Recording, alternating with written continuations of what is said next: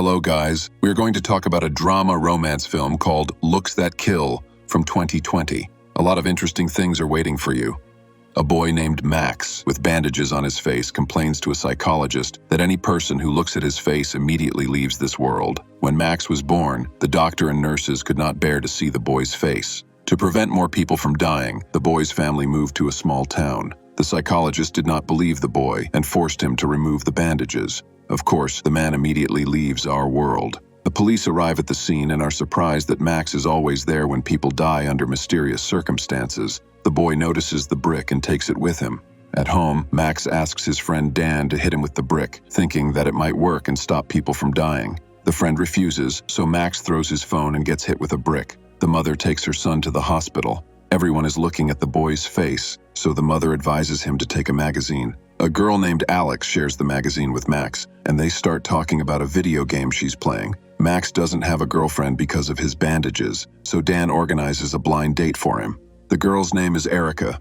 Max feels very awkward with her and gives her a handkerchief that he embroidered himself. Her ex-boyfriend Craig notices Erica and sits down at the table. The bully recognizes Max as the guy who kills with his face. Max is nervous and spills his drink on the table. Craig wipes the table with Max's face and is escorted out by security. Humiliated, Max asks Erica for a new date, but she refuses.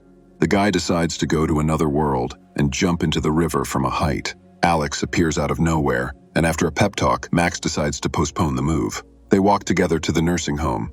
The couple has lunch with Esther and Rosemary. The women say that the young people's problems are really far-fetched. Alex walks Max home. The boy asks the girl to meet him tomorrow, but she refuses, which upsets Max. The boy tells Dan about a nice girl and he advises him to find her. Max embroiders a handkerchief for the girl with the words, "You jump, I'll jump," that she said to him on the bridge and goes to the bus stop. Soon Alex arrives. She missed the bus and agrees to spend a few hours together. They buy jelly candies in the store and give themselves a jelly bath. Max admits that people die when they see his face, but it turns out that Alex already knows this. The girl says that she is not allowed to feel strong emotions, neither positive nor negative, because it makes her heart grow bigger. To control it, she wears a special device and takes medication. They pour strong alcohol into plastic bottles and go to the movie theater. Alex admits that Max is her first friend. The couple comes to Max's house. The girl takes off the boy's glasses to see his eyes. When Max's parents come into the room, they are shocked to see a girl in their home. They introduce Yu Shun, an exchange student. The girl says she is in hell and leaves for her new room, slamming the door. The next day, the friends go to the nursing home. Rosemary sits alone and hopes that her son will come to her birthday party, but he never arrives. Rosemary joins the group and they play games. In the evening, at dinner, the family tries to talk to Yu Shun, but she ignores them. The Chinese woman takes the pizza from the courier without paying, and her mother apologizes for her. Mom asks Max to show the student around the city, but he is going on a hike with Dan and Alex. Then Mom tells her son to take Yu Shun with him. The friends go hiking and Yu Shun immediately runs off on her own. When Alex injures her arm, Max cuts off some of the bandages from his face and rewraps her arm. The girl notices that her device has started flashing red, which is very bad. In the evening, Alex says she wants to see the guy's face. Max wraps a bandage around the girl's eyes and lets her touch his face. Alex kisses Max, and the device starts warning about the danger again. Back home, Max and Dan take out the Christmas tree. Yu Shun accidentally sets fire to the tree. Dan injures his arm, and he is bandaged in the hospital. There, the boys accidentally meet Alex and her mom. They try to talk, but for some reason the girl pretends not to know them. When they meet again, Alex explains to Max that she said that because of her mother, who is afraid that her daughter will make friends, and that this will cause strong emotions. At the nursing home, Esther reports that Rosemary is not feeling well. When they go to see her, the woman is in critical condition. Alex is upset that the woman's life is being kept alive artificially, forcing her to suffer. She asks Max to show her face to the old woman so that she can pass away in peace. At first, the boy refuses, but the girl convinces him. Max takes Rosemary's hand and asks her if she wants to sleep. She blinks her eyes. Then the guy removes the bandages, and the woman calmly leaves our world. Max and his mother are sitting at the table, and his father is playing his favorite board games. Yu Shun comes in and, as always, goes up to his room in silence. When asked, "How are you?" he just throws his briefcase down roughly. Mom asks her son how things are with Alex. The boy is upset that the girl does not respond to his messages. Mom scolds his father for playing games all the time. Alex can't stand it anymore, yells at his parents and runs away. Dan advises Max to ask Alex to the dance. The friend takes the boy's phone and writes the girl an invitation himself. Alex starts to type a reply, but in the end, he never responds. The boy goes to the girl's house and notices that her device is flashing red dangerously. Max is upset that the girl did not tell him about her condition. She replies that he cannot understand what it is like to avoid emotions all your life. The girl's medication dose is increased, but it is unlikely to help much. Alex accepts an invitation to go dancing. Max gets ready and goes down without bandages, but his parents stop him in time. Alex is dressed as a maid for the ball, and she has brought a dog mask for Max. They arrive at the dance floor and start dancing.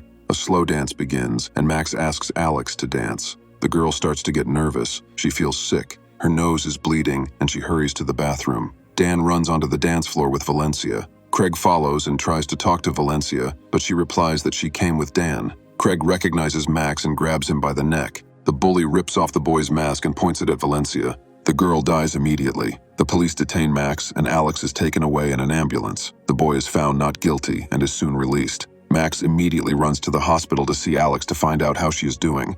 He finds out that there is no cure for the girl's illness, and her heart is constantly growing. Doctors said she would only live to be 16. Almost without emotion, Alex made it to 17, but she feels devastated. Alex cries, saying that Max was the only joy in her sad life. She asks the boy to reveal his face, but he says he can't because he will never forgive himself for her death. Upset, Max runs away. His parents are very worried at home, thinking that Max has disappeared. He runs home and starts beating himself with a brick until his parents stop him. Max takes off the bandages and cries. A cat enters the room, sees the boy's face, and immediately leaves our world. Later, Max sits in the bathroom with jelly candy, ignoring calls and messages from Alex. Dan comes to honor Valencia's memory. When Max shows up, his friend tells him that he's being a jerk for ignoring Alex's illness. Dan assures his friend that he has to say goodbye to the girl. Max comes to Alex's house and decorates her walls with napkins he made. He apologizes for being gone for so long and lies down next to her. Max says that it is very difficult for him to say goodbye. The girl asks him to open his face, and he tells her to close her eyes. After that, Max takes off the bandages and lies down again. Alex takes off her oxygen mask and says that she is scared. The girl kisses the boy and opens her eyes. Alex looks at Max's face, but for some reason he doesn't die. Suddenly, the monitor starts beeping loudly. Max puts on bandages and calls for the doctors. The guy lies down on a chair next to him and recalls their best moments with the girl. In the present, the girl's bed is already empty, and Max's napkins disappear from the walls. The guy leaves the hospital and comes to the church where Alex's coffin is standing.